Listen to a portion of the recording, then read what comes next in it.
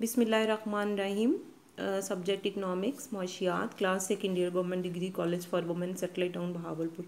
Students, सरकारी मालियात public finance के चैप्टर में आज का हमारा टॉपिक है सरकारी अखराजात की मददात के। गवर्नमेंट टैक्सों के ज़रिए से जो आमदनी हासिल करती है अपनी आवाम से, उसको किस किस मद में फिर ख़र्च करती है। सबसे पहला और इम्पॉर्टेंट जो हेड है जहाँ पर हुकूमत ने पैसा खर्च करना होता है वो होता है मुल्क को बैरूनी हमलों से बचाने के लिए मुल्क की दिफा पर पैसे खर्च करना। ये पैसे खर्च होते हैं जंगी साजो सामान पर, जदीद असले पर, जदीद टेक्नोलॉजी पर, अपनी तमाम जो भी अफवाज हैं उनकी सैलरीज़ और तमाम दीगर अखराजात के ऊपर। दूसरे नंबर पे कि बैरूनी हमलों के साथ साथ मुल्क के अंदर भी अमन व अमान कायम रखना होता है, जिस मकसद के लिए दो बड़े शोबे काम कर रहे होते हैं, पुलिस और अदालतें। पुलिस जो है वो अमन व अमान को कायम रखती है।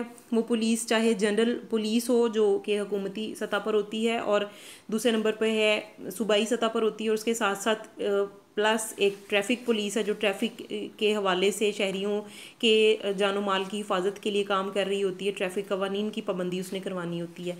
इसके साथ ही अदालतें हैं। अदालतों में तमाम कवानीन की खिलाफ वर्जी करने की सूरत में सज़ाओं का नफाज है और माशरे में इंसाफ की फरहमी इसका मकसद होता है, और इस सारे निज़ाम को चलाने के लिए हुकूमत पैसे खर्च करती है।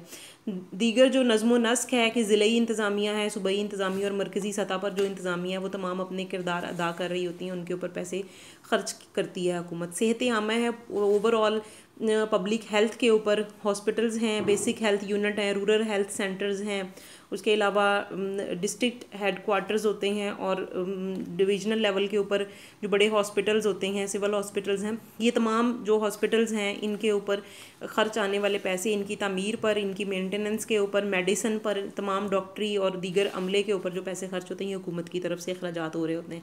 तालीम आमा जो है जनरल पब्लिक की एजुकेशन के ऊपर हुकूमत पैसा खर्च कर रही है। स्कूल है, कॉलेजेस हैं, यूनिवर्सिटीज़ हैं, इनकी कंस्ट्रक्शन है, इनके अंदर टीचर्स की अपॉइंटमेंट है, स्टूडेंट्स के लिए दीगर सहूलतों की फराहमी है, ये तमाम पैसे हुकूमत खर्च कर रही है। फिर ज़राए नकलो हमल और रसाइल हैं कि जितने भी मीन्स ऑफ ट्रांसपोर्टेशन और कम्युनिकेशन हैं, सड़कें हैं, तमाम वसाइल हैं जो भी लोगों के लिए पहुँचाए जा रहे हैं। रेलवे का तमाम जो निज़ाम है, एयरपोर्ट की तामीर है, और लोगों के लिए टेलीफोन की सहूलत है, टेलीफोनिकली जो कम्युनिकेट कर सकते हैं लोग एक दूसरे के साथ, उसकी जो फराहमी है वो तमाम की तमाम भी हुकूमत के अखराजात में आती है। उसके बाद है आबपाशी का जो तमाम निज़ाम है, ज़रूरी मुल्क के होने की हैसियत से पाकिस्तान में इसकी बहुत ज़्यादा इंपॉर्टेंस है, उसके ऊपर नहरी निज़ाम को हुकूमत चला रही है।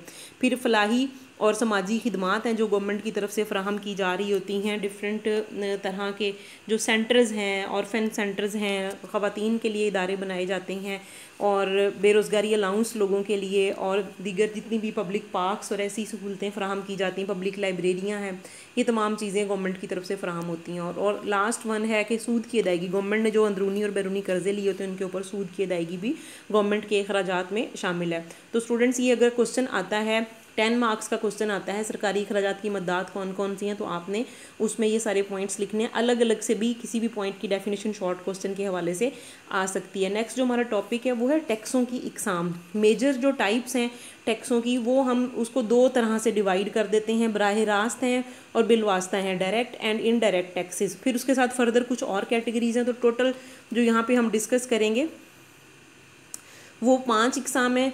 बराह रास्त या बिला वास्ता टैक्स यानी डायरेक्ट टैक्सेस, बिल वास्ता टैक्स यानी किसी वास्ते के ज़रिए से इनडायरेक्ट टैक्स है, मुतनासिब टैक्स है, प्रोपोर्शनल टैक्स है, मुस्तज़ाइल टैक्स है, प्रोग्रेसिव टैक्स है, और तंजीली टैक्स है, रिग्रेसिव टैक्स है। तो ये सारी इनकी डेफिनेशंस अलग अलग से पेपर में शॉर्ट क्वेश्चन के हवाले से आपने प्रिपेयर करनी है, और टाइप्स के हवाले से अगर लॉन्ग क्वेश्चन आ जाता है तो तब आप इस पूरे टॉपिक को तैयार करेंगे। बराह रास्त टैक्स का मतलब है कि जिस शख्स पर ये लागू होता है उसी ने इसको अदा करना होता है, वो इसका बोझ किसी दूसरे पर मुंतकिल नहीं कर सकता। जैसे आमदनी टैक्स है, जायदाद टैक्स है, ज़मीन का मालिया टैक्स है, तो जिसके ऊपर ये लागू हो रहा है उसी शख्स के ऊपर ये पाबंदी है कि वो इसको अदा करेगा। फिर है बिलवास्ता tax, indirect tax. Indirect tax जैसे कि इसके नाम से जाहिर हो रहा है कि जिसके ऊपर ये लगता है वो नहीं इसको अदा करता, बल्कि उस टैक्स को आगे मुंतकिल कर दिया जाता है। जैसे हम जनरल सेल्स टैक्स की अगर बात करें, आप कोई कमोडिटी कोई प्रोडक्ट ख़रीदते हैं तो उसके ऊपर लिखा हुआ होता है कि price plus retail price plus general sales tax is equal to retail price. तो रिटेल प्राइस जो परचून की कीमत आप अदा करते हैं उस कीमत के अंदर उसका टैक्स भी आप साथ ही अदा करें।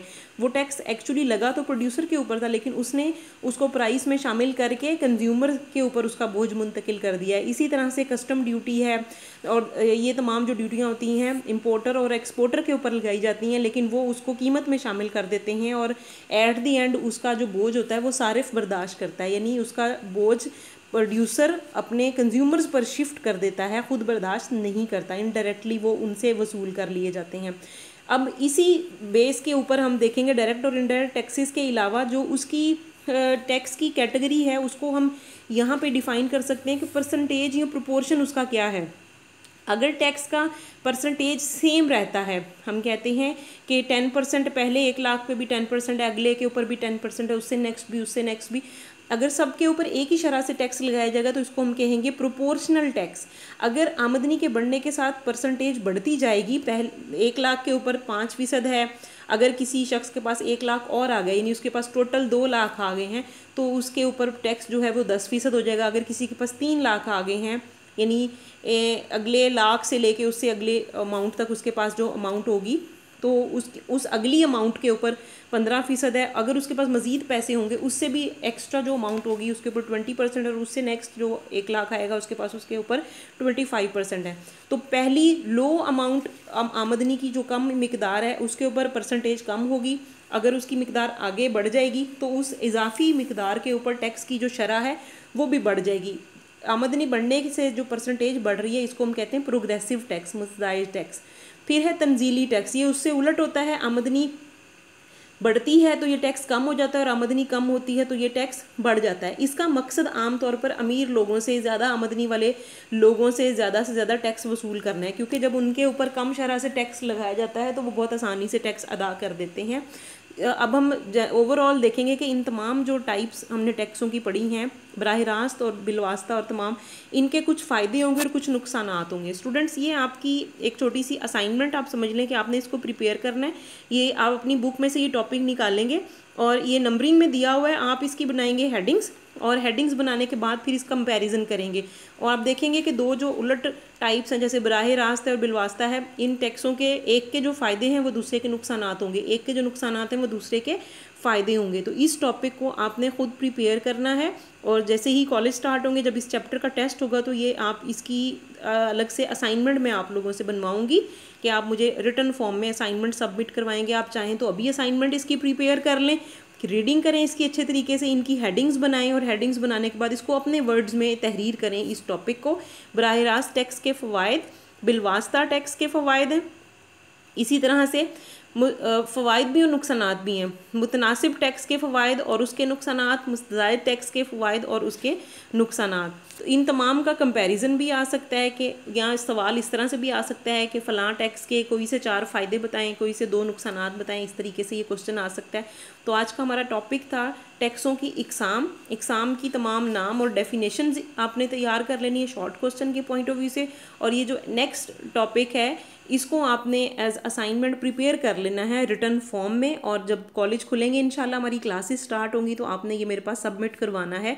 बराह रास्त टैक्स के फ़ायदे और नुकसानात, छोटे छोटे से टॉपिक्स अलग अलग प्रिपेयर कर लें, एक दिन में एक तैयार कर लें। आप रिटन फॉर्म में अपने रजिस्टर में ही लिख लें, अलग से पेजेस पे लिखने की ज़रूरत नहीं है। जो भी आपके पास रजिस्टर मौजूद है क्लास वर्क के लिए, आप उसके ऊपर ये असाइनमेंट की शक्ल में, नोट्स की शक्ल में प्रिपेयर करेंगे इसको रिटन फॉर्म में। डेली का आप एक लिख लें, बराह रास्त टैक्स के फ़ायदे और नुकसानात ये आज कर लें, नेक्स्ट डे आप कर लें बिलवास्ता टैक्स के फ़वाइद और नुकसानात, उसे नेक्स्ट डे आप कर लें मुतनासिब टैक्स के फ़वाइद और नुकसानात, और एक और लास्ट वाला आप करेंगे मुस्तज़ायद टैक्स के फ़वाइद और नुकसानात। इनको आपने रिटन फॉर्म में असाइनमेंट्स की शक्ल में प्रिपेयर कर लेना है और जब क्लासेस स्टार्ट होंगी इंशाल्लाह आप मुझे सबमिट करवाएंगे, चेक करवाएंगे मेरे से। Thank you.